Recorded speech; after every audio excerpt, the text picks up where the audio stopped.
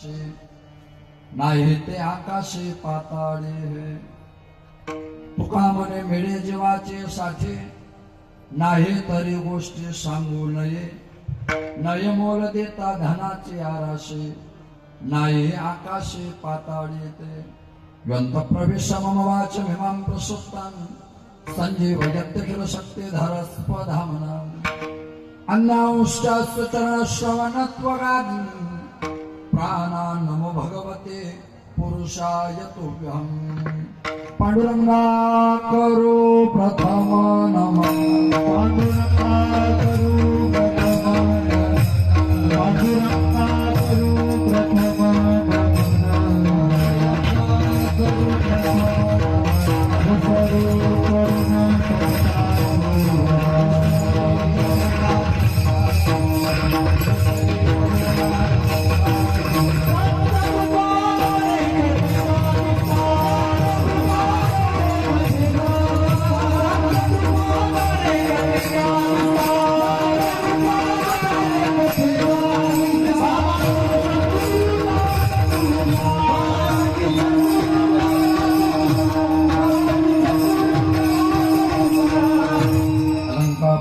सिंहासन संपदां तेजस्पुर दिक्प्रदेश विधीन्द्रादिदेवैः सदा स्तूयमानं समाधिस्थमूर्तिं भजे ज्ञानदेवं नमो ज्ञानेश्वरा नमो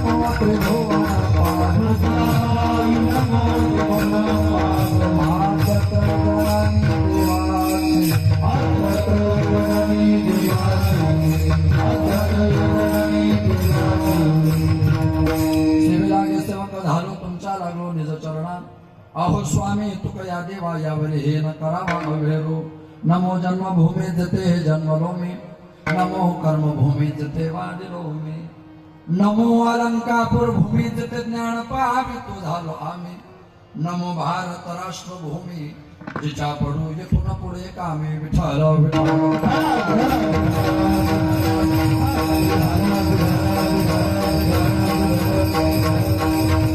नाही संतपणा मिळते हाटे हिंडता कपाटी राणीवनी नयमोल देता धनाची आराशी नाही आकाशी पाताळी ते प्रस्तुत प्राप्त प्रसंगी कीर्तनरूपे सेवेकरता घेतलेला अभंग अक्षरब्रह्म अव्यक्त ज्ञान अलौकिक काव्य तत्परता अलौकिक कार्य तत्परता सामर्थ्यता प्राप्त संत वैराग्य संशम ज्ञानेंच्या राजा साधकांचे मायबाप युगांची माऊली कैवल्य साम्राज्य चक्रवर्ती अलंकापुर निवासी माऊली महाविष्णू संत सम्राट ज्ञानवरा माऊली महाविष्णू ज्ञानवरा यांना सुद्धा प्रिय आणि वैष्णव असा वैश्व साधू अर्थात वारकरी संप्रदायामध्ये फार मोठा अधिकार प्राप्त संत तथा हिंदवी स्वराज्य संस्थापक हिंदुहृदय सम्राट छत्रपती शिवाजी महाराज यांचे धर्मगुरु आणि अखिल विश्वाला सुशोभित करणारे जगद्गुरु तुकोबरा यांचा 3 चरणाचा विधी आणि निश्चित मुखाने संत प्रसिद्ध करणारा अभंग आहे विठ्ठल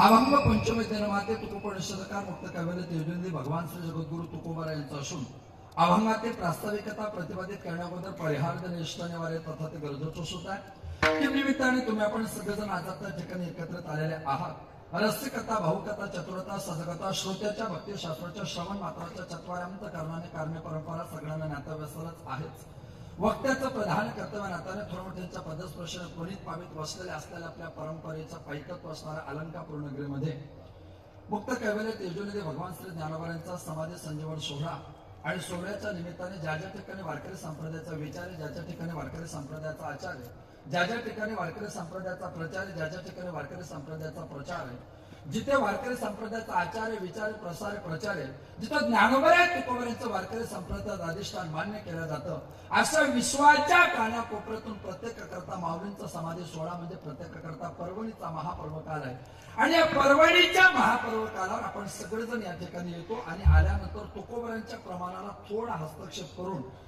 चंद्रभागे स्नान विधी तो हरिकथा हिता आलं की इंद्रायणी स्नान विधी तो हरिकथा असं गृहीत धरतो करत नाही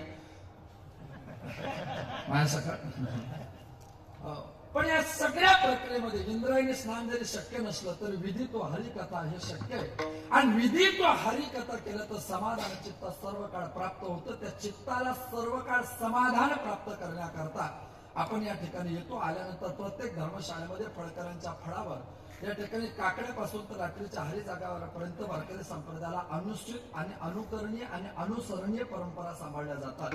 त्या अनुकरणीय आणि अनुसरणीय परंपरेमध्ये कीर्तन नावाचा पवित्र विचार आपल्याकडे सांगितला जातो. त्या विचारामध्ये आपल्या सर्वांना या अलंकापूर नगरीमध्ये वारकरी संप्रदायाच्या विचार आचारामध्ये प्रसिद्ध असणारे आमचे गुरुबंधू आदरणीय श्री भक्तीपरायण रमेशजी महाराज गोरे आणि श्री महाराजांचा भव्य दिव्य स्वरूपात चालत असलेला माऊलींच्या समाधी सोहळ्यानिमित्ताचा अखंड संकीर्तन सप्ताह आणि या सप्ताहातला दिवस जरी पहिला असला तरी कीर्तन सेवा मात्र दुसरी आहे. कीर्तन सेवेचा नंबर जरी 2 असला तरी कीर्तन झाल्यावर कोणी चर्चा करू नका की 2 नंबरचा महाराज होता. तर तो योगायोगाने महाराजांनी मला दिलेला नंबर आहे असं म्हणण्यापेक्षा मीच घेतलेला नंबर आहे. कारण बऱ्याच वेळा 1 नंबरचे लोक 2 नंबरचा नंबर घेतात अशी लोकांमध्ये चर्चा असते. आपला नंबर आपण घसरून देऊ नये. आणि त्या माध्यमातून महाराजांनी भव्य दिव्य स्वरूपाचं कार्य उभं केलेलं आहे. आणि या कार्याच्या कर्तृत्व प्रणालीमध्ये हिता आल्यानंतर केवळ महाराजांच्या माध्यमातून तुमच्या माझ्यासारख्या विजयघोष वृत्तीच्या साधकांना काकड्यापासून तर कीर्तनापर्यंत माऊलीची सेवा करता यावी याकरता श्री महाराजांनी खऱ्या अर्थाने व्यासपीठ आपल्याकडे उभं केलेलं आहे. आपण महाराजांकडे येतोय, आपण भजन करून जातोय, काकडा करून जातोय, गायन करून जातोय, वादन करून जातोय, कीर्तन करून जातोय, प्रवचन करून जातोय. म्हणजे आपण त्यांच्या संस्थेवर काहीतरी उपकार करतो असं घडत नाही. तर त्यांच्या संस्थेच्या माध्यमातून आपल्याला माऊलीची सेवा करण्याकरता त्यांनी व्यासपीठ उपलब्ध करून दिले. हे आपल्याकरता उपकाराची भूमिका आहे. आणि ती भूमिका मला असं वाटतं महाराजांनी या ठिकाणी माझ्यासारख्या पामराला उभी करून दिलेली आहे. सगळेच महाराज लोक या ठिकाणी उभे, पण नाम निर्देशनात एकच सांगेल, अक्रूरा चांडाळा तुझं कोणी धाडेला पुढे म्हणू का अजून काय घाता करू आला असेल. म्हणजे स्वराने आसुरात बसू नये. सगळे सूर असल्यामुळे बाकीचा एक असुर ऍडजस्ट करावा लागणार आहे. सगळे देव असले तरी राहू केतू ऍडजस्ट करावा लागतो असं गृहीत धरू की तुम्ही सगळे 33 कोटी देव आहात आणि मी म्हणा ना म्हटलं का राहू केतू. आणि या भूमिकेत आपण जगतोय.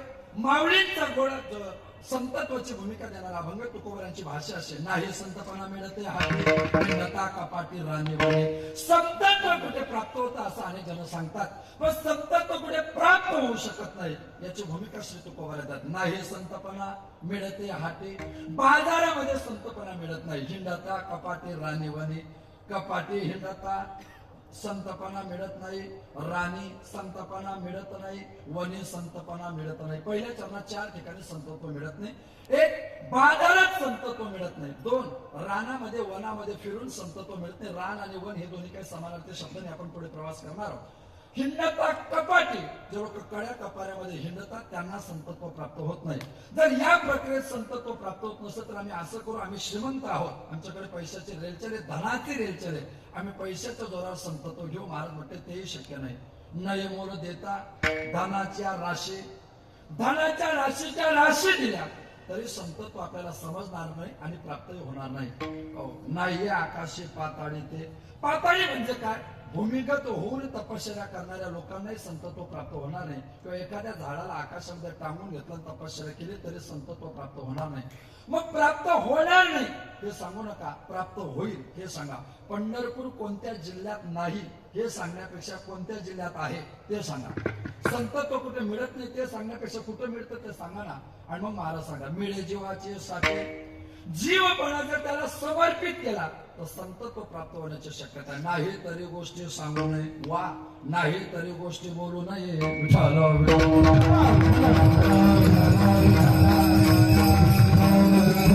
सदैव श्रोता नात्याने तुम्हाला मला प्रत्येकाला माहिती आहे की आपल्या प्रत्येकाला जीवनामध्ये उत्थान करायचंय. ते उत्थान करत असताना तुमच्या माझ्या प्रत्येकाच्या जीवनामध्ये सुख पाहिजे, समाधान पाहिजे, शांती पाहिजे, स्थैर्य पाहिजे, धैर्य पाहिजे. हे सगळं प्राप्त करायचं असेल तर तुमच्या माझ्या करता संप्रदायामध्ये 3 पर्याय. एकाचं नाव आहे संत, एकाचं नाव आहे ग्रंथ आणि एकाचं नाव आहे भगवंत. भगवंताच्या माध्यमातून या सगळ्या गोष्टी प्राप्त होण्याची शक्यता आहे. ग्रंथांच्या माध्यमातून या सगळ्या गोष्टी प्राप्त होण्याची शक्यता आहे आणि भगवंताच्या माध्यमातून या सगळ्या गोष्टी प्राप्त होण्याची शक्यता आहे. त्या भगवंताला जर आम्हाला समजून घ्यायचं असेल तर त्याच्या 3 भूमिका आपल्या शास्त्रामध्ये प्रतिपादित आहे. निर्गुण निराकार 1, निर्गुण साकार 2 आणि सगुण साकार 3. त्या निर्गुण निराकारामध्ये जर आपण विचार केला तर त्याला आपण ब्रह्म म्हणतो. ब्रह्मामध्ये शास्त्राने 4 पद्धतीने चिंतन केलंय. ब्रह्म, ब्रह्मविद, ब्रह्मवर आणि ब्रह्मवरिष्ठ. ब्रह्म, ब्रह्मविद, ब्रह्मवर आणि ब्रह्मवरिष्ठ. या ब्रह्मत्वाच्या भूमिकेत आम्हाला शक्य होणार नाही म्हणून आम्ही अलीकडे येतो. त्याचं नाव ईश्वर. ज्याच्यामध्ये सगळं राहतं, ज्याच्यात सगळं राहतं त्याला ब्रह्म म्हणतात आणि जो सगळ्यात राहतो त्याला ईश्वर म्हणतात. ज्याच्यात सगळं राहतं त्याचं नाव ब्रह्म आहे आणि जो सगळ्यांमध्ये राहतो त्याचं नाव ईश्वर आहे. म्हणून ईश्वरच सर्व भूतानां. ईश्वरच सर्व भूतानां म्हणजे काय? सगळे भूत मात्र प्राणी मात्र ज्याच्यामध्ये राहतात त्याचं नाव किंवा सर्वस्य चाहम हृदय सन्निविष्टो अहम सर्वस्य हृदयम प्रविष्टो किंवा सर्वाघटी राम. मी सगळ्यांमध्ये आहे. ही भूमिका ईश्वर नावाच्या चैतन्याचे. ज्याला उपाधीचा संबंध नाही त्याला ब्रह्म म्हणतात. ज्याला उपाधीचा संबंध आहे पण उपाधी एक माया नावाचे आणि एक अविद्या नावाचे. ज्याच्या ठिकाणी उपाधीचा संबंध नाही त्याचं नाव ब्रह्म आहे. ज्याला माया नावाची उपाधी त्याचं नाव ईश्वर आहे आणि ज्याला अविद्या नावाची उपाधी त्याचं नाव जीव आहे. सगळ्या साकारामध्ये आम्ही त्याला राम, कृष्ण, विठ्ठल, पांडुरंग या प्रमाणाने या अनुभूतीने ओळखण्याचा प्रयत्न करतो. ह्याच्याही पलीकडे आमच्याकडे दुसरा पर्याय जर असेल तर तो दुसरा पर्याय, त्या दुसऱ्या पर्यायाचं नाव आहे आपल्याकडे ओळखायचं असेल तर ग्रंथ.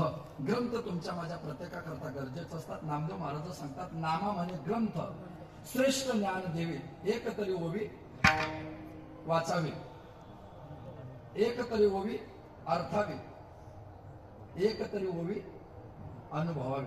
वाचणं वेगळं, अर्थ समजून घेणं वेगळे, शब्दाचा उच्चार वेगळा आहे आणि केलेल्या उच्चाराची अनुभूती वेगळी. उच्चाराची अनुभूती वेगळी, हेतू वेगळा आहे. हेतू वेगळा आहे. शब्दाचा उच्चार वेगळा असतो पण त्याच्या मागची हेतूची भूमिका मात्र वेगळी असते. अनुष्ठान आणि अनुष्ठानाच्या नंतर जो असतो त्याला अनुभव म्हणतात. शब्द 1, शब्दार्थ 1, वाच्यार्थ 2, लक्षार्थ 3, मतितार्थ 4, गुणार्थ 5, कुटार्थ 6, अनुष्ठान 7 आणि याच्या नंतर जे प्राप्त होते त्याचा नाव अनुभव. एक तरी ओवी अनुभवावी म्हणजे काय? एखादी ओवी वाचावी एवढ्या पुरते मर्यादित भूमिका ज्ञानोबांच्या ज्ञानेश्वरीत नक्कीच नाही आणि नसावी. ज्ञानोबांच्या एकेका ओवीवर आपण प्रवास करायचा म्हटलं तर आपली भूमिका थांबून जाते. 9 ओव्या सुद्धा आपल्यापर्यंत पोहोचत नाही ज्या सगळ्यांच्या पाठ आहे. कोणतं दान? मतदान नाही, प्रसादान. निस्वार्थपणे कोणताही मोबदला न घेता जे दुसऱ्याला दिल्या जातं त्याला दान म्हणतात. निस्वार्थपणे जे दुसऱ्याकरता दान दिल्या जातं, दुसऱ्याकरता दिल्या जातं त्याला दान म्हणतात. आणि निस्वार्थपणे जे दुसऱ्याकरता मागितल्या जातं त्याला पसायदान म्हणतात. निस्वार्थपणे द्या ते दान आहे पण निस्वार्थपणे दुसऱ्याकरता मागा ते पसायदान आहे. ज्ञानोबांच्या एकेका ओवीचं वैशिष्ट्य श्रेष्ठ पण एक तरी ओवी अनुभवावी. तिचा अनुभव जर घेतला तर त्या अनुभवातून त्या ग्रंथाची ताकद तुम्हाला मला प्रत्येकाला कळेल. ज्ञानोबांची पसायदानामध्ये 8व्या क्रमांकाची ओवी कुठे? पसायदानात आहे ना? ठीक आहे, आपण बांगलादेशमध्ये जन्माला आल्यामुळे आपला काही संबंध नाही पसायदानाशी. तर कुठे?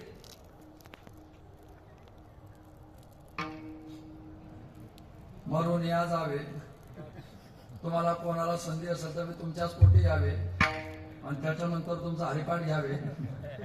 अनेक ग्रंथ उपजीवी किंबहुना सर्व सुखी. सगळे सुखी झाले पाहिजे.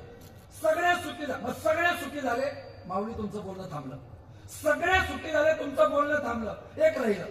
जसं एखाद्याला 10 कामं सांगितली माणूस करतो आणि एक राहिलं, तसं ज्ञानोबा निवृत्तीनाथ दादाला सांगता आणि काय? ग्रंथ उपजीवी. ग्रंथ उपजीवी म्हणजे काय? ग्रंथावर उपजीविका चालवणे असं नाही. या चालनकापुराचा एक आपल्याला सगळ्यांना माहिती आहे. गुरुनाम गुरु श्रीमंत सद्गुरु स्वानंद सुखनिवासी जोग महाराज. आणि जोग महाराज नावाच्या वृक्षाला पहिल्यांदा 4 फांद्या आल्या. त्यातली पहिली फांदी मराठवाड्याच्या प्रांतातून आली, गुरुनाम गुरु श्रीमंत सद्गुरु बंकर स्वामी महाराज. दुसरी फांदी कोकण ठाणे परिसरातून आली, गुरुनाम गुरु श्रीमंत सद्गुरु मामासाहेब दांडेकर. तिसरी फांदी उत्तर महाराष्ट्राच्या नाशिक इगतपुरीतून आली, गुरुनाम गुरु श्रीमंत सद्गुरु लक्ष्मण बाबा इगतपुरीकर. लक्ष्मण बाबाचं वर्णन अकोला जिल्ह्यामध्ये अकोट तालुक्यामध्ये आडगावचे वासुदेव महाराज करायचे की लक्ष्मणराव इगतपुरीकर मनसूतू पारायणकर ज्ञानेश्वरीच्या 100 संस्थेत घेऊ. जसं आता व्याकरणाची परीक्षा असते ना, तेव्हा ज्ञानेश्वरी गाथा आणि नाथ महाराजांच्या भागवताचे 100 पारायणे केल्याशिवाय संस्थेमध्ये प्रवेश दिला जात नव्हता. हा नियम ज्यांनी लावला त्यांचं नाव लक्ष्मण बाबा इगतपुरीकर. वारकरी शिक्षण संस्थेमध्ये मोठे बाबा सगळ्यात पहिल्यांदा लक्ष्मण बाबांना म्हणायचे आणि त्याच्यानंतर श्रीगुरु विठ्ठल बाबांना मोठे बाबा म्हणायचे.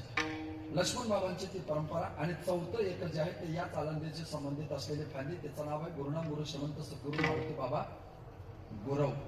स्वातंत्र्याचा काळ होता आणि स्वातंत्र्याच्या उठावामध्ये त्यांनी सुद्धा सहभाग घेतला. त्यांना अटक झाली, पुण्यामध्ये कैद करण्यात आलं आणि कैद केल्यानंतर दुसऱ्या दिवशी त्यांना स्नान वगैरे आटोपलं, जेवण चहा पाणी आणलं. महाराज म्हटले मी चहा पित नाही, जेवण करत नाही, पाणी पित नाही. काय नाही पित? महाराज म्हटलं त्याचं कारण असं की मी ज्ञानेश्वरीची ओवी वाचल्याशिवाय पाणी सुद्धा पित नाही.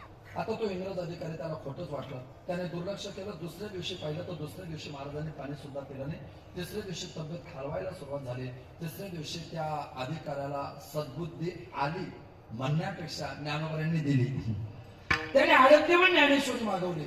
मारुती बाबांनी ज्ञानेश्वरी मागवल्यानंतर त्या ज्ञानेश्वरीच्या ओव्याचं पारायण केलं आणि पारायण केल्यानंतर जीवन केलं. याचा अर्थ असा मी जोपर्यंत जगेन तोपर्यंत ग्रंथावर माझं जीवन चाललं पाहिजे. अनेक ग्रंथ उपजीवी,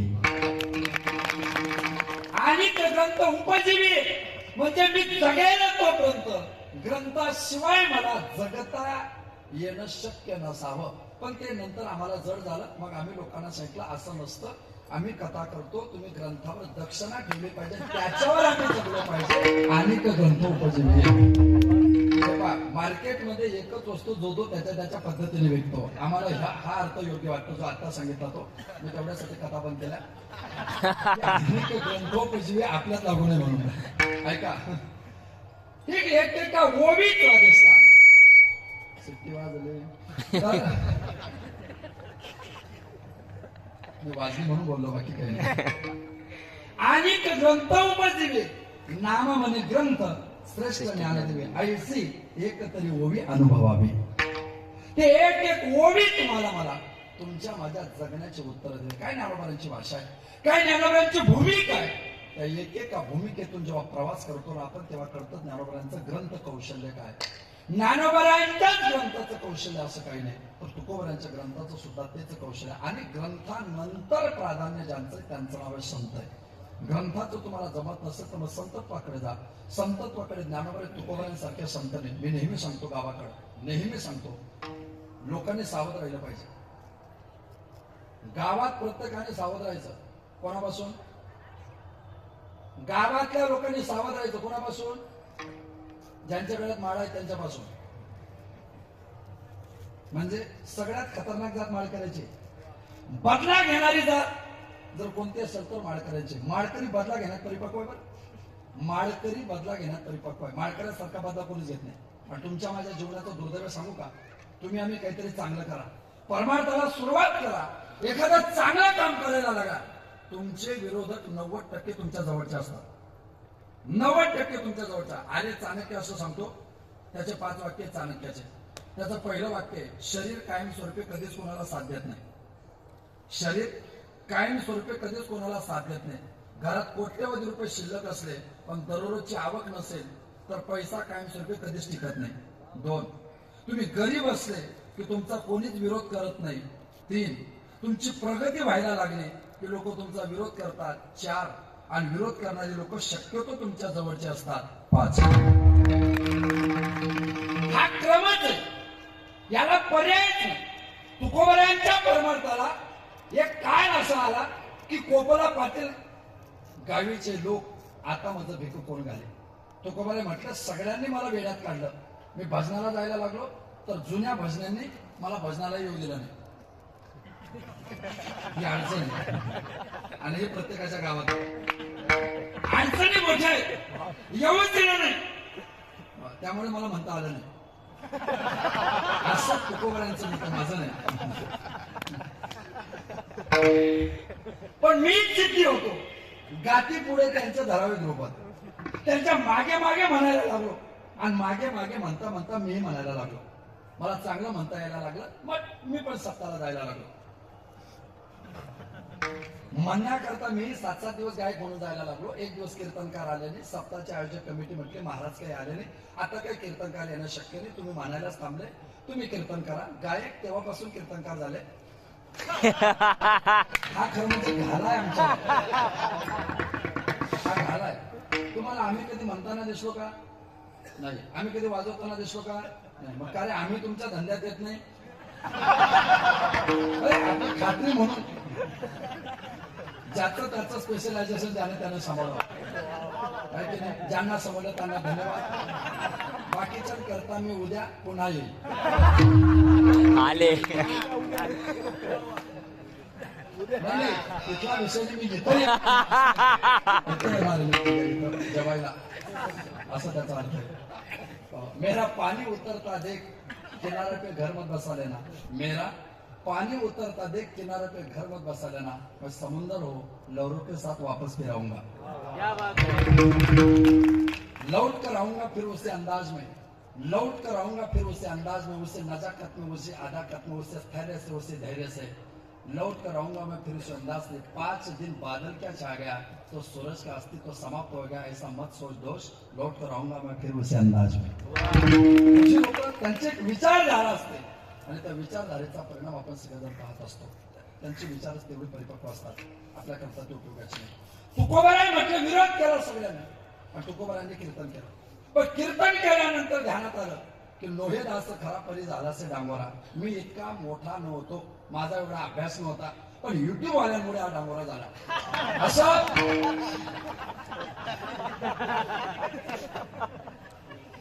पर्याय झालासे डांगोरा, लोहेदास खरा.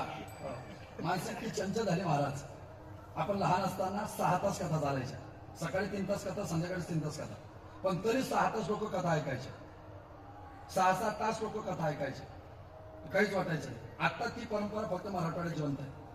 मला म्हणजे जालना, परभणी, बीड हा जो परिसर आहे ना, इथली लोक कीर्तन भजन बुद्धीने ऐकत नाही. माझा आरोप आहे, मराठवाड्यातले लोक कथा कीर्तन प्रवचन बुद्धीने ऐकत नाही. ते एकदा खाली ऐकायला बसले की बुद्धीचा वापर करत नाही, अंतःकरणाच्या भावनेचा वापर करतात. आणि जी लोक बुद्धीचा वापर करतात ते बऱ्याच वेळा पृथक्करणाच्या नादाला लागतात. जी लोक भावनेचा वापर करतात ती भगवंताशी भेटण्याचा प्रयत्न करतात. मला अर्ध्या मराठवाड्याचा परमार्थ जिवंत राहायचं कारण हे. काय जिवंत राहतोय परमार्थ? आजही मानवत सारख्या, परभणी सारख्या गावामध्ये आजही वेदांताचे पाठ का चालतात? कारण बुद्धीपेक्षा भावनेला प्राधान्य, बुद्धीपेक्षा भावनेला प्राधान्य. तुकोबाराय म्हटलं मलाही समजलं मोहेदास खरा पर्याय झालासे डांगोरा. सोडलं मी गाव आणि ठरवलं सुखे सेवो ब्रह्मानंदा, गाव राम नाम सदा, पण त्याच्याकरता आम्हा एकांताचा वास ब्रह्मी ब्रह्मरस शेव सदा. कोपला पाटील गावीचे लोक इथून आपण प्रवास करत होतो. गावातल्या लोक माझ्या कोपले, मला जाती बाहेर काढलं. बदला घेण्यामध्ये संत किती खतरनाक असतात त्याचं पुढच्या वाक्यात उत्तर आहे. त्याचं पुढच्या वाक्यात उत्तर आहे. ज्या देहूमध्ये लोक तुकोबारायांचे भाऊबंद म्हणायचे की हा तुका वेडा आहे, आज 400 वर्षापासून ते लोक सांगतात आम्ही तुकाराम महाराजांचे वंशज आहोत, याला बदला घेणे म्हणतात. याला संतत्वाचा बदला घ्यायला सांगावं लागतं. आम्ही त्यांच्या कुलात जन्माला आलो. या चाळणीमध्ये ज्ञानोबांनी मधुकरी करता जावं. स्तोकम स्तोकम ग्रसत ग्रासत यावत देववर्ते तावृत्ते मुनी मधुकरी. स्तोक श्रीमद भागवतामध्ये 11व्या स्कंदामध्ये स्तोक शब्दाचा उल्लेख आहे. स्तोकम स्तोकम ग्रसत ग्रासम. कोणता घास ग्रास करावा. स्तोक म्हणजे एक भाकरी, एका भाकरीचे 4 तुकडे होतात, त्या जो 4था तुकडा होतो त्याला म्हणतात चतकोर, आणि चतकोर भाकरीचा जो 4था तुकडा होतो त्याला म्हणतात स्तोकम. स्तोकम त्या तुकड्यावर वृत्तीमुळे माधुकरी नित्यानंद करिवर भय करे सौंदर्य रत्नाकरी निर्गत किरोगोर पावन करे प्रत्यक्ष माहेश्वरी प्रालयांचल वंश पावन करे धुरी काशी देश्वरी भिक्षम देही वल्लभम करे मातान्न पूर्णेश्वरी. ती मधुकरी मागावी, कुठल्या तरी एका भगिनीला कीवी हवी, दया हवी, तरच निर्माण व्हावा. आणि ज्ञानोबांच्या जोडीमध्ये 2 भाकरीचं पीठ टाकावं. ते पीठ घेऊन ज्ञानोबर आहे, ते पीठ घेऊन ज्ञानोबाला सिद्धपेठाच्या दिशेने यावं. कोणीतरी ब्रह्मवृंद यावा आणि त्या पीठामध्ये त्याने माती कालवावी. ज्ञानोबांना कधीतरी मांडे खाण्याची इच्छा व्हावी, कोणीतरी विसोबा खेचर यावा, त्याने ते भांडच फोडून टाकावं. ऐका, ज्ञानोबांच्या एका टायमाच्या जेवणाच्या पीठात सुद्धा ज्यांनी माती कालवली, 750 वर्षापासून ती लोक ज्ञानोबांची 2दा आरती म्हटल्याशिवाय त्यांना जेवण भेटत नाही. याला साधुत्वाचा बदला. काय ताकद असेल ज्ञानोबांच्या वैभवाचे, पण हे संतत्व आम्हाला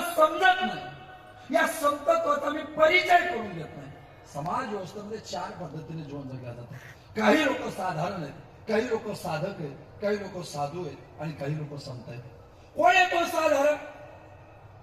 साधारण कोण आहे? हा? साधारण शब्दाचं वैशिष्ट्य साधारण कोण आहे?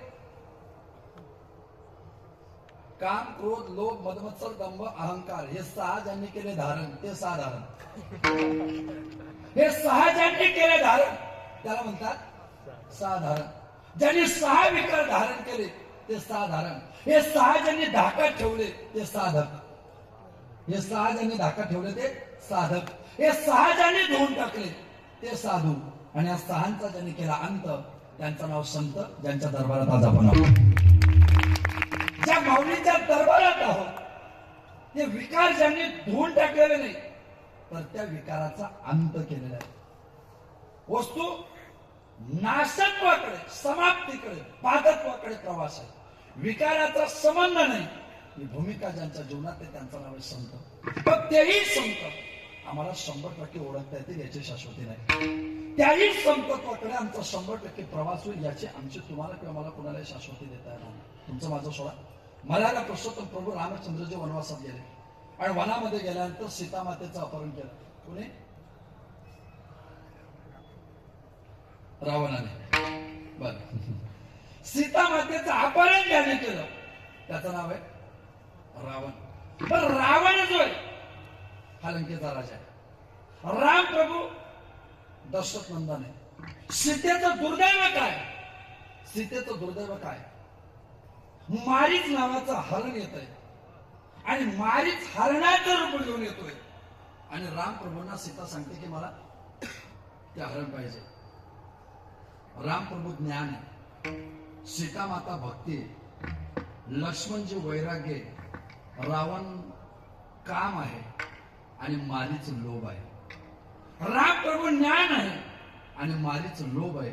म्हणून राम प्रभू लोभाच्या मागे जातात. त्याचा अर्थच असा आहे की ज्ञान लोभाच्या मागे जातं. म्हणून तर बरेच महाराज लोक खूप ज्ञानी होतात आणि नंतर धर्मशाळा उभ्या करतात. लग्न झालेले नाही त्यांचा नाही हा विषय. हे काय घडतं? हे वाईट. मी आपल्या भाषेत सांगू का? जितका कीर्तनकार विद्वान असतो तितकं त्याचं पाकिट विद्वान असतं असं पूर्वी म्हणायचे. ज्ञानाला लोभ आहे, अज्ञानी माणसाला लोभ नाही. लोभ कोणाला आहे? ज्ञानी माणसाला. ज्ञान लोभ आहे, लोभाच्या मागे निघून जातं. किंवा भक्तीचं संरक्षण जे करतात त्याला वैराग्य म्हणतात. तेव्हा भक्तीचं संरक्षण करतात त्याला वैराग्य म्हणतात. पण त्यावेळेस दुर्दैव सुरू होतं जेव्हा वैराग्याच्या भरोशाने जेव्हा ज्ञान सोडून जातं ना, जेव्हा भक्तीला ज्ञान सोडून जातं. भक्तीला ज्ञान सोडून गेलं की तिचा वैराग्य सुद्धा ढिला पडायला लागतं. आणि भक्तीचं वैराग्यावर जेव्हा संशय यायला लागतो तेव्हा कामाचा रावण भक्तिरूपी सीतेचं अपहरण करतो. अजून वेगळ्या भाषेत सांगतो.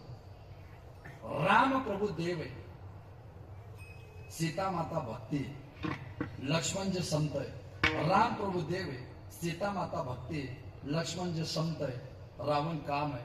कामाचा रावण भक्तीच्या सीतेचं अपहरण करू शकत नाही जोपर्यंत राम नावाचा देव भक्तीच्या जवळ असतो. पण ज्या वेळी लोभ डोळ्यासमोर येतो, लोभ डोळ्यासमोर आला की भक्ती ज्ञानाला त्याच्या पाठीमागे पाठवते.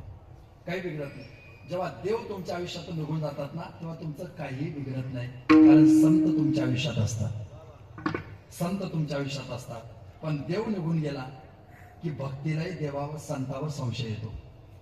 राम नावाचा देव निघून गेला की सीता नावाच्या भक्तीला संतावर म्हणजे लक्ष्मण नावाच्या संतावर संशय येतो.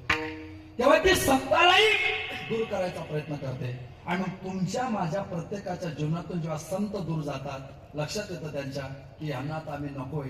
पण संत जेव्हा इथून जातात समाधी घेतात तेव्हा एक रेषा मारून जातात.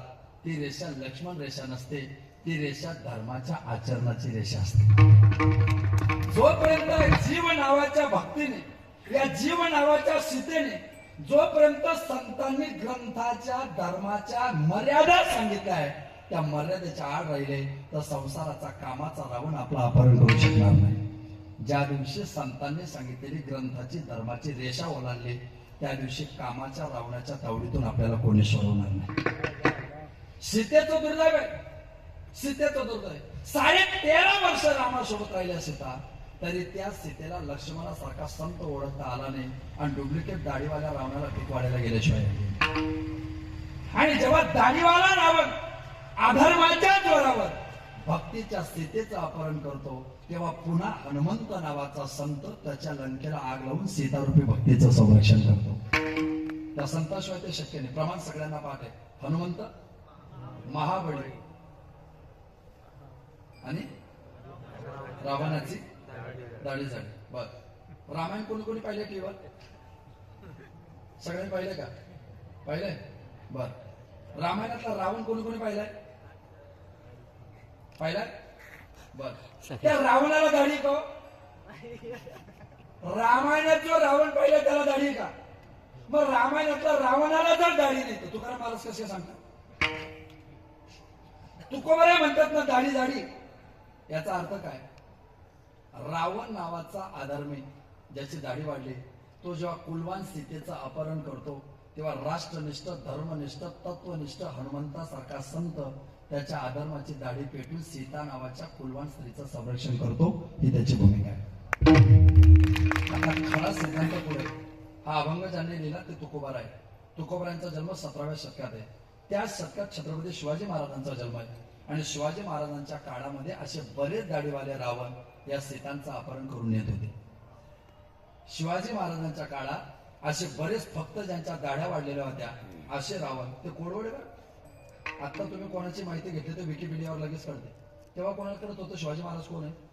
मोबाईल होता, फोटो होते. हे शिवाजी महाराज कशावर ओळखायचं? किंवा त्याचे कोडवड ते. ज्याला फक्त मिशी तो सरदार आहे, ज्याला दाढ्याने मिशी दोन्ही तो राजा आहे, आणि ज्याला फक्त दाढी तो स्वराज्याचा विरोधक आहे. हा त्या टायमाचा कोडवड होता. ऐतिहासिक भूमिका. पण ते अफजल खानाचं पोट फाडता फाडता आपण विसरून गेलो. इतिहासात असे पण कोड असतात. ते इथं पट्टा राहायचा 6 इंचाचा. तो पट्टा का बांधायचा त्याची पद्धत होती. तलवारीला इथं निशाण राहायचं, तो का ठेवायचा त्याला एक पद्धत होती. इथं आळवा एक पट्टा राहायचा, तो का ठेवायचा त्याच्या पद्धती होत्या. ते एक एक एक कोड होते इतिहासामध्ये. ते पोपट्याच्या कीर्तना सांगत नाही मी. हळूहळू ढाळे ढाळे केतो लेनी एक वेळे, एका कीर्तनात काय काय कळेल. ही अर्धी ओवी ज्ञानेश्वर महाराजांची, उरलेली ज्ञानेश्वर महाराजांची.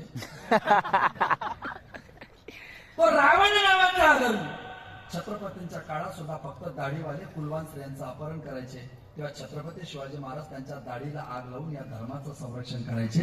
राजांमधला महाराज आणि महाराजांमध्ये राजे फक्त 2च झाले. संतांमध्ये महाराज आणि महाराजांमध्ये संत फक्त 2च झाले. एक ज्ञानोबा राय आणि दुसरे छत्रपती शिवाजी महाराज. हे वैशिष्ट्य या वैशिष्ट्यतेमध्ये तुम्ही आम्ही प्रत्येक जण प्रवास करतो. मग ते संतत्व आम्हालाही वाटतं की आम्हाला समजलं पाहिजे. आम्हालाही वाटतं ते संतत्व आमच्या लक्षात आलं पाहिजे. पण महाराज म्हटले चंद्रामृत सुखी सेववेल, असता जाता रवी धरवेल, बाया हेडा सागर तरवेल, परी त्या साधूची भेटी नव्हे. चंद्रामृत पिता येईल कधी? अमावस्याच्या दिवशी. पटकन सांगायचं आम्हाला, कनेक्टिव्हिटी लागते कोजागिरीला. चंद्रामृत सुखे सेवेल, असता जाता रवी धरवेल. आस्ताला जाणारा रवी थांबवता येतो. थांबवला कुणी?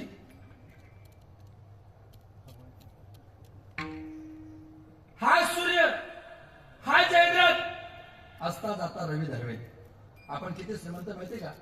उगवणारा सूर्य सुद्धा उगवू दिला नाही अशी सावित्री सुद्धा याच मातीत आहे. उगवणाऱ्या सूर्याला उगवण्याची परवानगी नाही अशी सती अनुषा सुद्धा याच मातीत आहे. उगवणाऱ्या सूर्याला पकडण्याची ताकद असणारा हनुमंत सुद्धा याच मातीत आहे. आणि सूर्य मावळताना सुद्धा त्याला थांबवण्याची ताकद असणारा श्रीकृष्ण फक्त आमच्याकडेच आहे. हे वैशिष्ट्य आहे. ही ताकद आहे.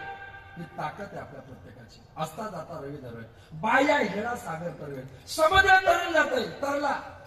तरला कुणी? जरकेकर महाराज. कोण तरला समुद्र? हा, खरंच बहिराय बघ नॅशनली. कोण तरला समुद्र? सावरकर. उत्तर चुकतंय आपलं. हा अभंग अगोदर लिहिलाय का सावरकर अगोदर समुद्र तरलंय? अभंग अगोदर. मग अभंग जर अगोदर असेल तर त्याला पुरावा आधीचा लागेल का नंतरचा? त्याच्या आधीचा लागेल ना, त्याच्या आधीचा लागेल ना. सावरकर खाडी समुद्र तरले यात तिळमात्र संशय नाही, पण आम्हाला पुरावा अभंगाच्या आधीचा लागेल. म्हणून सागर कूद गए हनुमान, गोरोनी उठा केले लंकेचे शोधन, पाया याला सागर तरवेल परी त्या साधूची भेटीनं होईल का? मग संतत्व जर भेटतच नसेल तर ते संतत्व कुठे भेटेल? तर ते संतत्व भेटण्याकरता आमच्याकडे पर्याय ग्रंथत्वाचा, दुसरा पर्याय देवत्वाचा आणि तिसरा पर्याय संतत्वाचा. हरिप्राप्तीशी उपाय धरावे संताचे उपाय. ते संत आम्हाला भगवंताची ओळख करून देतात. म्हणून जिज्ञासू विजिगुषु वृत्तीचे साधक तुकोबारांना सांगतात की सांगायला ते संतत्व कुठे. तुकोबारे सांगतात संतत्व कुठे असं तुला कोणी सांगेल, संतत्व कुठं आहे असं कोणी सांगेल, पण ते संतत्व नेमकं कुठे नाही त्याचं दिग्दर्शन तुकोबारा देतात अभंगाच्या पहिल्याच्या. नाही संतपणा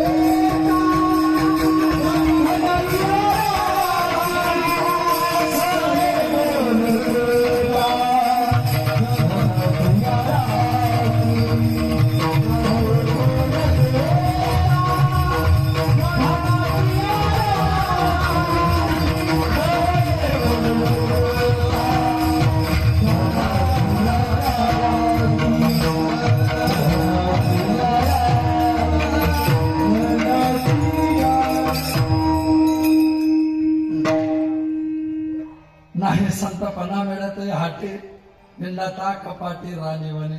ते संतत्व कुठे मिळतं याच्यापेक्षा कुठे मिळत नाही आम्हाला तुम्ही सांगा की या ठिकाणी जर तुम्ही गेलात तर संतत्व मिळणार नाही. अर्थात संतत्व मिळणार नाही संतपणा मिळते हाटी. बाजारात संतपणा भेटत नाही. मला सांगा बाजारात संतपणा भेटत नाही हे तुकोबारांना सांगायची काय गरज आहे? हे तर आपल्यालाही कळतं ना. बाजारात संतपणा भेटत नाही आपल्यालाही कळतंय.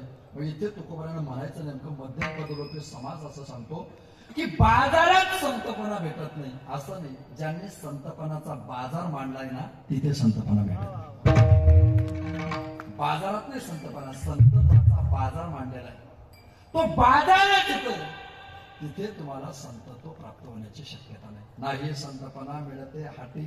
हाट म्हणजे बाजार, हाट म्हणजे बाजार.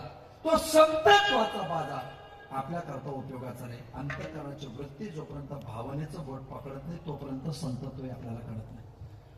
अंतःकरणाची वृत्ती जोपर्यंत नामाची प्रीतीची भक्तीचं बोट पकडत नाही तोपर्यंत संतत्व तुम्हाला मला प्रत्येकाला कळत नाही. आपल्याकडे वारकरी संप्रदायात कीर्तन नावाची परंपरा आहे, उत्तुंग परंपरा आहे. कीर्तनकार येतात, रामकृष्ण हरी म्हणतात, मग रूप पाहतात, रोचन म्हणतात, पुन्हा रामकृष्ण हरी म्हणतात, त्याच्यानंतर अभंग घेतात, त्याच्यानंतर विठोबा रुक्मिणी म्हणतात आणि त्याच्यानंतर दोन लोक पुढे येतात कशा करतात चाल म्हणायला. अजून कीर्तनकार लोकांचं पुण्य आहे की ते दोन्ही जण एकाच रागात म्हणतात. म्हणजे आपल्या लोकांचं पुण्य बघ त्यांना राग आला ते काही म्हणते. पण असं सात्विक आणि तात्विक असले की ते आपल्या पुण्याचंच बोट पकडते आणि मग ते दोघं जण चाल म्हणतात. चाल म्हणत असताना कीर्तनकार बोलत असताना कीर्तनात कीर्तनकाराला स्वर देण्याची जबाबदारी कोणाची आहे?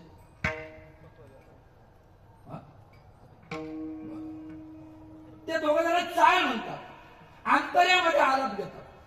ध्रुपदाच्या अंतराला आलाप घेतात. एखादा गायक एखादी अदाकारी नजाकत जागा काढतो आणि ती जागा काढल्यानंतर खाली जर असा चतुर श्रोता असेल तर आपसूक बिनचूक त्याच्या तोंडातून एक अक्षराचं वाक्य निघतं. वाह वाह वाह, एक अक्षरी वाक्य वाह. आता वाह शब्दात पण अडचणी आहे. आता त्यांनी इतकं चांगलं म्हटलं दोघांनी सुरुवातीला चाल, आणि जर मी म्हटलं वा तर ते शिवाय देते का तुला याच्यातलं काही कळत नाही तू वा का म्हणतोय. मग याची पद्धत आहे. ज्याला काही समजत नाही त्याने वा म्हटलं तरी तो शत्रू आहे आणि ज्याला सगळं समजतं तरी खालीमान घालून ऐकून घेतो पण वा म्हणत नाही तोही शत्रूच आहे.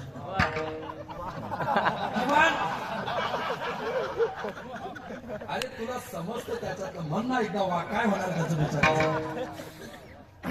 ती लोक जागा घेतात आणि आमच्या अक्रोजी महाराजांसारखं व्यक्तिमत्व म्हणतात वा. शेजारच्या बसलेले वर्ण म्हणून का वा म्हणतात तेवढे वांजे. या रागात मी आतापर्यंत हजारो गायकांच्या हजारो चाली ऐकल्या, हजारो गायकांच्या हजारी चाली ऐकल्या, पण ह्यांनी जी जागा काढली ना ती पहिल्यांदा ऐकली. ती जागा ज्यांना दिसते ना ते पंडित भीमसेन जोशी असतात. ती जागा ज्यांना दिसते ना ते कुमार असतात. ती जागा ज्यांना दिसते ना ते वसंतराव देशपांडे असतात. कधी वेळ मिळाला तर ती जागा ज्यांना दिसते ते पुरुषोत्तम लक्ष्मण देशपांडे, पु ल देशपांडे असतात. देशपांडे पुलं सारखी पेटी कोणी वाजवत नव्हतं. हार्मोनियम वाजवण्यामध्ये अतिशय तरबेज होते पुलं. हे जे वैशिष्ट्य हे दिसत नाही पण ज्याला जाणवतं ना अनुभूतीच्या वृत्तीवर त्याला ती जागा दिसते ना ते त्याचं श्रेष्ठत्व असतं. संतत्व बाजारपणात नसतं, त्याच्या अंतर लक्षणामध्ये ज्याला दिसतं ना ते खऱ्या अर्थाने संतत्व असतं. चातुर्य लपवी महत्व पिसेपण मिरवी हे ज्याला दिसतं ना ते संतत्व असतं आणि ते बाजारात दिसत नाही. ते बाजारात दिसत नाही. कीर्तनकाराला कीर्तनात स्वर देण्याची जबाबदारी कोणाची? जे झोपतात त्यांचे. कारण त्यांच्या झोपण्याचा घोरण्याचा स्वर हा शक्यतो कीर्तनकाराला झटकण्याची लक्षण व्याधावर तुम्ही सुटला विहंगू जायचा. ऐका, कीर्तनकाराला स्वर देण्याची जबाबदारी असते विनयकाराची. पण ते विनयकरी मराठवाड्यामध्ये 100-100, 200 टाळकरी उभे राहतात. इतर प्रांतात आपण इथे उभे करत नाही म्हणजे राहत नाही म्हणून. त्या 200 टाळकऱ्याच्या पलीकडे विनेकरी असतो. त्याचा विनेचा झणत्कार कीर्तनकाराच्या कर्णपटलाला संस्पर्श करत नाही, त्यामुळे स्वराचं आकलन होत नाही. तेव्हा ती जबाबदारी विनेकरातून बाजूला झाली की कीर्तनकाराला स्वर देण्याची जबाबदारी कोणाची? पखवाजाची. पण मृदंग वादकाने कीर्तनकाराला स्वर धूमपाना करून द्यावा का शैपाना करून? शैपाना करून. तुमचं काय मत आहे? स्वर द्यायचा कीर्तनकाराला कुठून द्यावा लागेल? हा, शैपाना करून. अंदाज चुकतोय तुमचा दोघांचा. कीर्तनकाराला स्वर देण्याच्या अगोदर कीर्तनकाराचा अंदाज घ्यावा. त्याला नेमका कोणत्या पानाचा ऍडजस्ट होईल?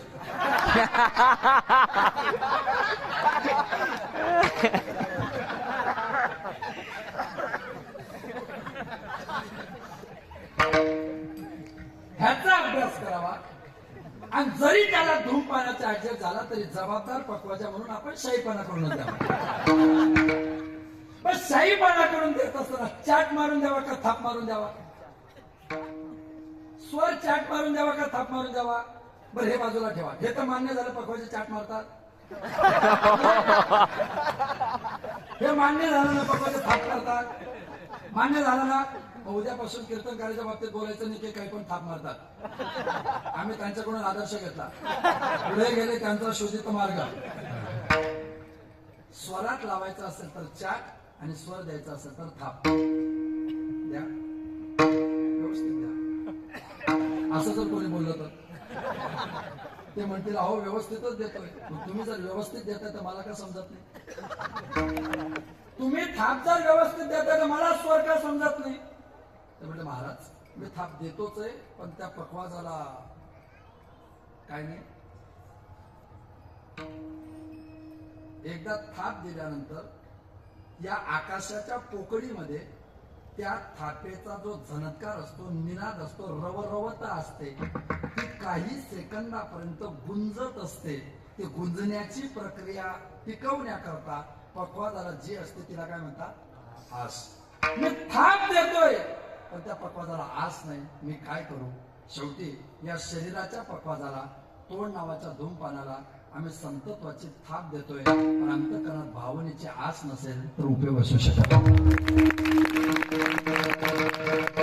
ती आज जोपर्यंत नाही आणि ती आज जिथं भेटत नाही त्याला बाजार म्हणतात, आणि त्याच्या पलीकडे जे भेटते त्याला संतत्वाचं वैभव म्हणतात. इथं अशा ठिकाणी शक्यच नाही. आणि तुम्ही राहतो, आम्ही एका काळात राहिलोय. मी शर्मा महाराजांकडे राहायचो म्हणून त्यांचे संस्कार माझ्या. अरविंद महाराज शर्मा माहिती असेल, इंद्रायणी नगर. मी त्यांच्याकडे राहायचो. आमच्या धर्मशाळेत एक वर्ग आगाव होता. ते असतातच, नंतर प्रसिद्धीच येतात. तर ते आगाऊच होता. कोणाचे नाव घ्यायचं, कोणालाही त्रास द्यायचा. मग आम्ही 7-8 10 पोरं असतो की आम्ही ठरवायचो याने आज आगाऊपणा केलं की याला मारायचा. मारताना काय करायचं, तो रूम मध्ये आला, कोणाचं नाव घेतलं की एकाने चादर घ्यायची, त्याच्या डोक्यावर टाकायची आणि बाकीच्यांनी पाहे प्रसादाची वाट. त्याला सगळ्यांनी मारायचं. महाराज आम्ही याला भैरवी म्हणायचो म्हणून आम्हाला तुमच्या भैरवा येत नाही. त्याला मजबूत मारा. मला मारता. त्याला मारल्यामुळे त्याला संताप आला. त्याला वडकटी घेतली, बाहेर गेला आणि तिथं बाहेर झोपला. रात्री 10 वाजले, 10:30 वाजले, 11 वाजले, 11:30 वाजले, 12 वाजले. ओट्यावर झोपला होता. बाजूला तुळशी वृंदावन होतं. त्याच्यात दररोज पाणी टाकल्यामुळे ते वॉटर पर्क्युलेशन झालेलं होतं. ओट्याला थंडावा मजबूत होता. आणि 12:30-1 वाजता त्याला विंचू भेटायला आला. विंचवाने त्याचा गोरा गोरा हात पाहिला. विंचवाने त्याला रिक्वेस्ट टाकली, पप्पी दे आपला. त्याला दंश केला आणि त्याला दंश केल्यानंतर तो ओरडायला लागला. आता विंचू चावल्यानंतर किती आनंद होतो. कोणाला चावला असेल तर आपण त्याचा कीर्तनानंतर मुलाखत घेऊ. तो विंचू चावला, ओरडायला लागला. आम्ही सगळं काय झालं विंचू चावला, काय हरकत नाही. आपण जिथं राहतो इंद्रायणी नगरमध्ये, त्याच्या 3ऱ्या गलीमध्ये विंचू उतरवणारे मांत्रिक आहे. रात्री 1 वाजता त्या तिथं घेऊन गेलो. त्या मांत्रिकाला विनंती केली की बाबा ह्याला विंचू चावलाय. त्याने त्या खुंटीवर एक पिशवी होती ती काढली, त्यातली थोडी राख काढली, त्याच्या कपाळाला लावली. जिथं विंचू चावला तर तिथं ती राख लावली आणि त्याने कुठला तरी एक मंत्र म्हटला. विंचू आणि सर्प उतरवणारे जे मांत्रिक असतात त्यांचे मंत्र शक्यतो आपल्याला समजत नाही. खरं म्हणजे ते त्यांनाही समजत नाही. ते म्हणतात त्यांना अर्थ समजत नाही पण ते म्हणतात. कसं? आपल्याकडे बरीच लोक नमनात जे श्लोक म्हणतात अर्थ माहित नसतात, तसं ते म्हणतात. सही देशी त्यांचा काही संबंध नसतो पण ते म्हणतात. संस्कृतच्या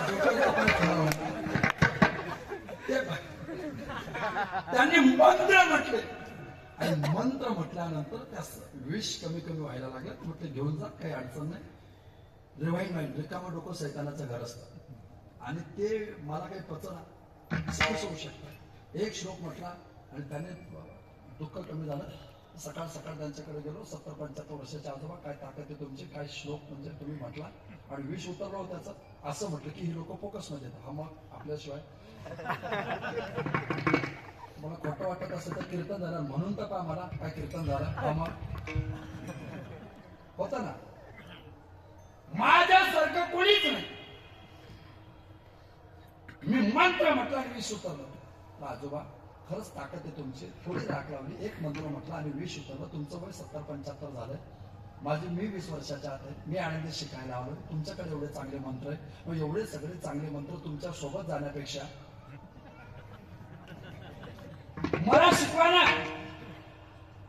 वय झालंय ना, शिकवा ना दुसऱ्याला.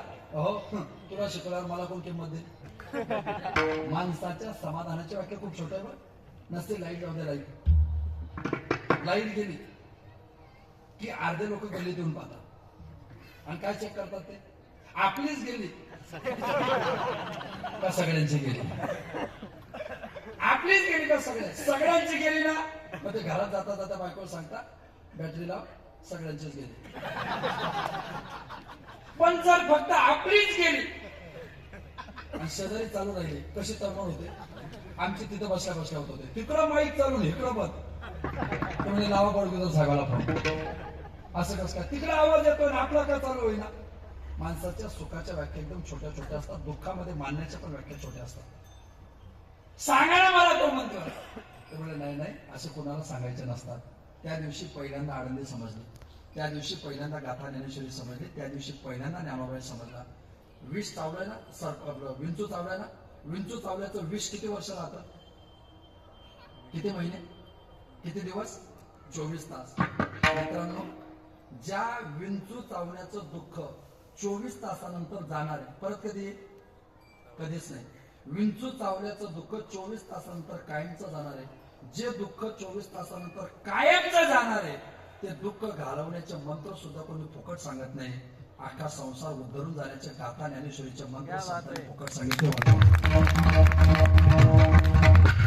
फुकट दिलं काही तक्रार नाही. आम्ही काय करतो सांगू का, ज्या शब्दाला किंमत आहे त्याला एक्सपायरी डेट आहे. ज्याचं मोल लावलं ना त्याला एक्सपायरी डेट आहे. ज्याला मोलच लावलं नाही त्याचं मोलच होऊ शकत नाही. आम्ही तरी काय करतो, कीर्तनात ओवेच म्हणतो, श्लोकच म्हणतो, अभंगच म्हणतो, संतांचं चरित्र सांगतो ना, पण तरी आम्हाला एक दिवस एक्सपायरी डेट आहे. आम्हाला एक दिवस एक्सपायरी डेट आहे. आम्हाला माहिती आहे ना, ह्याच फुटवाल्या धर्मशाळेमध्ये असा एक काळ होता 2003, 4, 5 ला की ज्यांच्या कीर्तनाच्या 2 तास आधी लोक गर्दी करायचे. आचार्य काव्यतीर्थ जगन्नाथांना पवार असा काळ होता. ते त्याचं कीर्तन ऐकायला कीर्तनकार गर्दी करायचे. त्या जगन्नाथांना पवारांना घशाचा कॅन्सर झाला. लोकांनी कोपऱ्यात खुर्ची टाकली, कोणी फिरून नाही पाहिजे. हा समाज आहे ना समाज, हा वाजवणाऱ्याच्या बोटावर, म्हणणाऱ्यांच्या कंठावर आणि बोलणाऱ्याच्या होटावर अंगात ताकद आहे तोपर्यंतच प्रेम करतो. संपले ताकद तुमच्याकडे कोणी फिरून नाही पाहिजे. अरे जगन्नाथांना पवार सारख्या विद्वानाची वाणी काढून घेतली माऊलीने. 2-3 टिपणात आपली कुठे ठेवणार आहे. करतो काय जरा एकदा विचार करा. ही भूमिका तुमच्या माझ्या लक्षात घ्या. ही भूमिका जर आपल्या लक्षात आलेली ना, खूप खूप कठीण आहे. बरं खूप कठीण आहे परिस्थिती. त्या दिवशी कळतं संतत्वाची ताकद काय. त्या दिवशी कळतं ज्ञानोबा एक्सपायरी डेट आहे. आम्ही ओव्या अभंगच म्हणून, पण आम्हाला एक्सपायरी डेट आहे. तुकोबारांच्या गाथ्याला 400 वर्ष झाले, ज्ञानोबारांच्या ज्ञानेश्वरीला 700 वर्ष झाले, तरी जिवंत आहे. कारण ती समाजाकरता फुकट दिली म्हणून तिला एक्सपायरी डेट नाही. आजचा पेपर उद्या सकाळी 24 तासामध्ये जुना होतो, एक्सपायरी डेट आहे. ज्ञानोबा तुकोबारांच्या वाङ्मयाला एक्सपायरी डेट नाही का, समाजासाठी दिले. समाजासाठी दिलं, ते बाजारी करण्यासाठी दिलं नाही. ते खऱ्या अर्थाने तुमच्या माझ्या प्रत्येकाच्या उत्थानासाठी दिलेलं आहे. आणि ते संतत्व आमच्या लक्षात येतं. ते आम्ही कधी मनात आणत नाही. त्या संतत्वाच्या व्याख्या जर म्हटल्या ना विधी निषेध मुखाने, तर ज्ञानोबाच फसायला ना मध्ये सांगतात. चला कल्पतरूचे आरव आरव आरव म्हणजे सकाळी 4 नंतर कोंबडा जे ओरडतो तसं चालय का? आरव म्हणजे बाग, आरव म्हणजे बगीचा, आरव म्हणजे गार्डन, आरव म्हणजे जिथं रविवारी क्लास भरतात.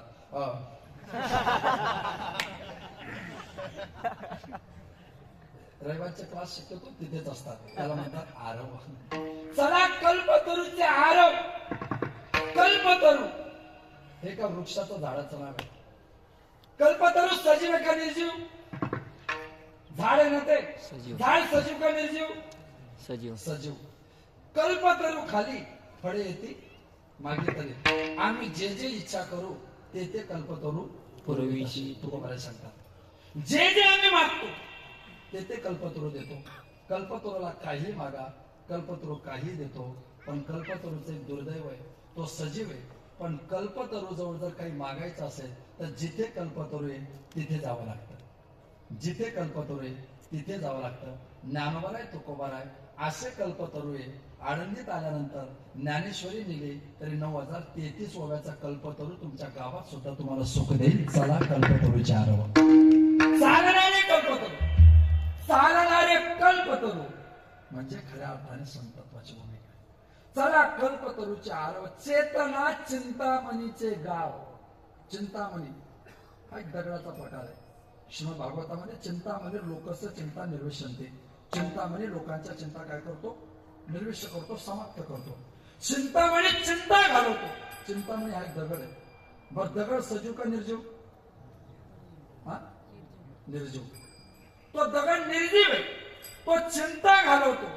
पण ज्ञानोबा आहे, तुकोबारा आहे, चिंतामणीच आहे, पण ते चेतन चिंतामणी आहे, जड चिंतामणी नाही.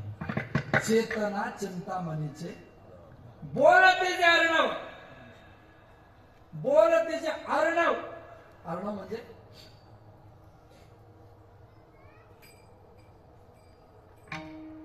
अर्णव म्हणजे सी. सी म्हणजे SEA. सी मीन्स सिंधू, मीन्स सागर म्हणजे समुद्र. अर्णव बोलतेचे अर्णव. पियुषांचे पियुष. पियुष म्हणजे गोड. पियुष म्हणजे गोड. समुद्रामध्येही सगळे. समुद्रात इंद्रायणीचं पाणी जाऊ द्या, नाही तर गटारीचं घाण पाणी जाऊ द्या, समुद्रात सगळंच पाणी साठवून घेतो. संतत्वाकडे माणूस व्यसनी असू दे का माळकरी असू दे, त्याचे सगळे दोष साठवून घेतात. ते समुद्राचं वैशिष्ट्य. नाम संत. बोलतेचे अर्णव. समुद्र बोलत नाही, पण हे समुद्र गाथा ज्ञानेश्वरीमध्ये बोलतात. समुद्रामध्ये पाणी भरपूर आहे, पण त्याचं सगळं पाणी खारट आहे. आणि यांची वाणी सगळी मात्र पियुष म्हणजे गोड आहे. समुद्राचं पाणी खारट आहे आणि संतांची वाणी गोड आहे. बोलते जे अर्णव. बोलणारे समुद्र आहे, पण गोड वाणीने जीवन जगतात. वर्ष तर सकड म्हणून अखंड वर्ष ईश्वर निष्ठांची मांदी आहे. काय होत त्यांचं वैशिष्ट्य? काय आहे त्यांचं वैशिष्ट्य? चंद्रमेजे अलांछन. एक नाव आहे, मला अनुपराग का काहीतरी एक राग नावाची प्रक्रिया असते शास्त्रामध्ये. म्हणजे क्रमाक्रमाने उपाध्या दिल्या जातात. चंद्रमेचे अलांछन. चंद्र शीतल आहे, पण चंद्र संपूर्ण दररोज एखादी. चंद्र पूर्ण पौर्णिमेचा चंद्र पूर्ण वेळ नाही, पण हे पौर्णिमेचे चंद्र कायम सरते. बर चंद्राचं वैशिष्ट्य आहे, चंद्र शीतल आहे, संत शीतल आहे. चंद्र प्रकाश देतो, संत ज्ञानाचा प्रकाश देतात. पण चंद्राला डाग आहे, हे अलांछन, यांना लांछनच नाही, म्हणून हे संतत्वाचे बोलतो. चंद्रमेचे अलांछन असे संतत्व नाही मिळत हाती. मार्तंडाचे तापहीन. मार्तंड नाम सूर्य. सूर्य तापतो. सूर्य अंधकाराचा नाश करतो, संत अज्ञानाचा नाश करतो. सूर्य प्रकाशाची वाट लावतो, संत ज्ञानाची वाट लावतात. सूर्य दुपारी इतका तापतो की लोक त्याच्या तापण्याने सावलीत बसतात. संत किती वर्ष जगले तरी कधीच कोणावर तापत नाही. मार्तंड जे ताप आहे, मार्तंड जे ताप आहे. मग विसोबा खेचरने त्रास दिला काय, मंबाजी गोसाव्याने मारलं काय, नाथांना यवन अंगावर थुंकला काय, मार्तंड जे तापहीन, ही भूमिका ज्यांची असते असे संतत्व नाही मिळत हाटी, नाही संतपणा मिळत हाटी, अशा बाजारात हे संतत्व मिळणार नाही. मग ह्याच्या करता काय, अन्वयाच्या भाषेत नाही संतपणा मिळत हाटी, मिळेल कुठे, तुका म्हणे मिळेल जीवाची साठी. हिंडता कपाटी राणे वने, कडी कपाट्यामध्ये गेलात आणि तिथं तपश्चर्या करायला गेलात तर तिथं तुम्हाला मला संतत्व प्राप्त होणार नाही. राणी वने, मी बोललो तर रान आणि वन हे शब्द वेगळे वेगळे, रान वेगळे, वन वेगळे, जंगल वेगळे. जिथं गायी जनावर चरू शकतात त्याला रान म्हणतात, जिथं झाडं भरपूर असतात त्याला वन म्हणतात, त्या किर्द झाडीमध्ये जंगली प्राणी राहतात त्याला जंगल म्हणतात. तरी तिन्ही शब्दाचा अर्थ एकच होतो, त्याला महाराष्ट्राची शिक्षण व्यवस्था म्हणतात.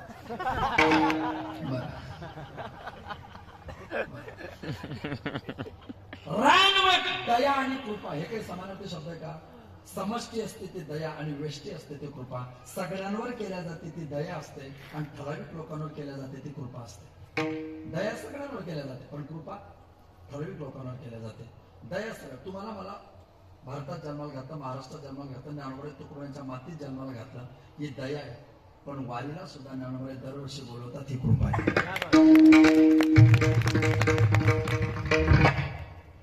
दया वेगळी, कृपा वेगळी. कृपा वेष्टी असते ठराविक लोकांवर, मग ते होता कृपा तुमची पशु बोली वेचता.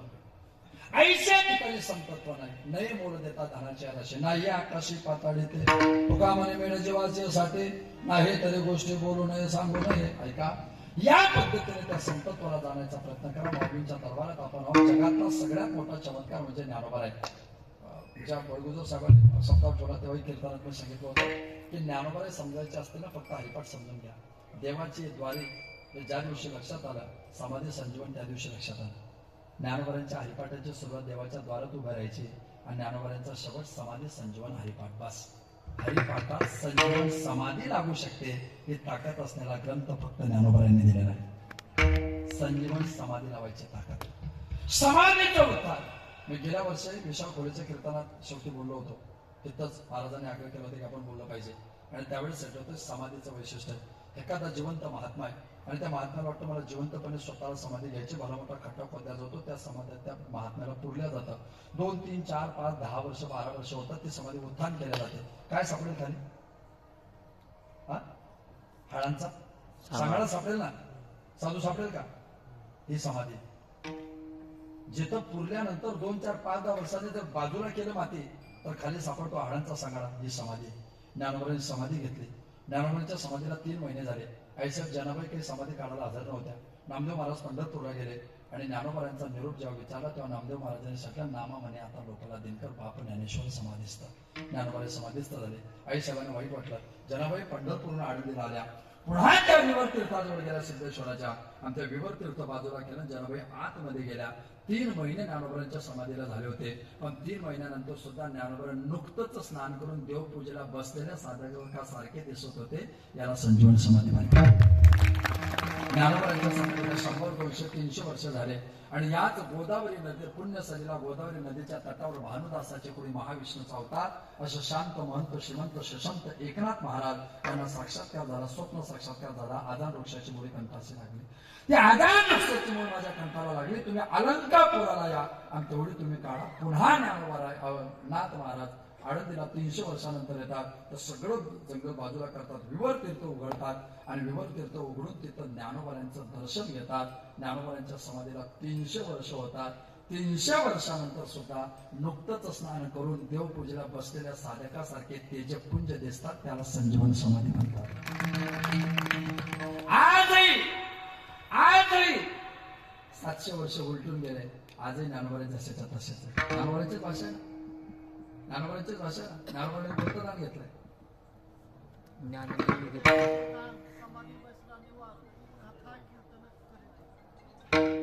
ज्ञानदेव घेतले दान बाबा बाळ चंदू.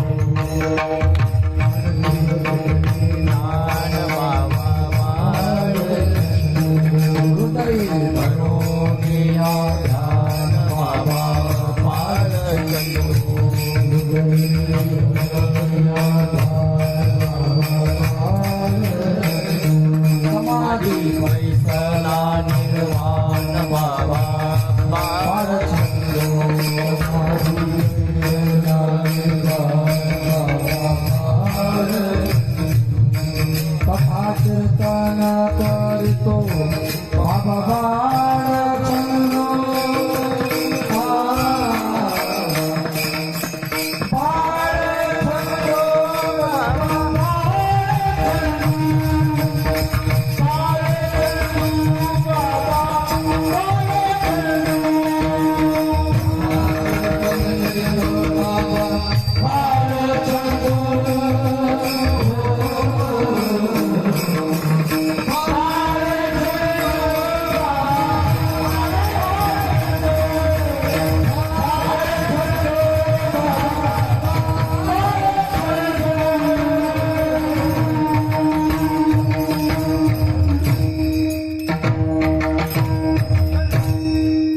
ज्ञानदेव घेतले दान बाबा बाळ छंदो समाधी बैसला निर्वाण बाबा बाळ छंदो हृदय धरून या दान बाबा बाळ कथा कीर्तन करितो बाबा बाळ छंदो. पूर्वी आपल्याकडे जुने महाराज लोक असे छंद म्हणायचे तेव्हा जेव्हा कन्हैया लागला तुझा छंद म्हणत नव्हते ऐका नाना छंदाचे नाना लोक बाळचंद्र आजही हृदय धरून या ध्यान कथा कीर्तन करतो ज्ञानोबांच्या समाधीची जागृती. पुढे सांगतो का ज्ञानोबांची समाधी टिकवणे इतरांची का नाही ज्ञानोबांची का टिकवणे. हे शरीर कशाचा व्याकृत भाव आहे. हा अव्याकृत भाव नाही, हा व्याकृत भाव आहे शास्त्रदृष्ट्या. अव्याकृत म्हणजे त्याचा नाश होत नाही, व्याकृत म्हणजे त्याचा नाश होतो. मग व्याकृता करता पंचमहाभूत पृथ्वी आप तेज वायू आकाश वायू ज्ञानोबांची संजीवन समाधीचा अर्थ असा आहे की एकदा त्या साधकाने समाधी घेतली की पृथ्वी नावाचं तत्व निघून जातं, आकाश नावाचं तत्व निघून जातं, तेज नावाचं तत्व निघून जातं, आप नावाचं तत्व निघून जातं आणि वायू नावाचं तत्व जसंच्या तसं शिल्लक राहतं. आणि त्या वायू नावाच्या तत्वावर तो साधक जसाच्या तसा तेजपुंज दिसतो. याला शास्त्रीय परिभाषेत म्हणतात वायव्य समाधी. तिचं नाव दिलं ज्ञानोबांनी संजीवन समाधी. जगाच्या इतिहासात अशी समाधी असणारा साधू नाही. वायव्य संजीवनी समाधी घेणारा साधू जगाच्या इतिहासात नाही. आणि ते साधू ज्या मातीत जन्माला आले त्या मातीत शेवटच्या श्वासापर्यंत ज्ञानोबा आम्हाला बोलवतात याच्यासारखं भाग्य मला वाटतं दुसरं. आपल्याला ज्ञानोबा बोलतात याच्यापेक्षा आपल्या जीवनात भाग्य काय असलं पाहिजे. याच्यापेक्षा सद्भाग्य मला वाटतं वायव्य समाधीसारखं दुसरं कोणतं नाही. आणि त्या ज्ञानोबांच्या समाधी संजीवन सोहळा श्री महाराज या ठिकाणी संपन्न करतात. आणि मी सुरुवातीला सांगितलं की खरं म्हणजे ते आपल्यावर उपकार करतात की आपल्या हातून ते ज्ञानोबांची सेवा करून घेतात. हे खरं म्हणजे त्यांचे तुमच्या माझ्या प्रत्येकावर उपकार आहेत. आणि 2003 पासून निस्वार्थ भूमिका त्यांची निस्वार्थ म्हणजे संस्थेचं ब्रीद आहे की विद्यार्थ्याला बाबा आपण त्याला त्रास देऊ नये, त्याच्याकडून काही फी घेऊ नये आणि फुकट त्या विद्यार्थ्यांना गेल्या 2030 पासून नाद ब्रह्माचा आविष्कार जे आपल्या करकमलांनी शिकवतायत आणि त्याचा विचार म्हणून गेल्या महिन्याभरापूर्वी श्री महाराजांना मृदुंग सेवक म्हणून पुरस्कार प्राप्त झाला. मला असं वाटतं हा पुरस्कार जेव्हा त्यांना प्राप्त झाला, कधी कधी पुरस्कारात दोन भूमिका असतात. एखाद्या माणसाला जर पुरस्कार भेटला ना तर एखाद्या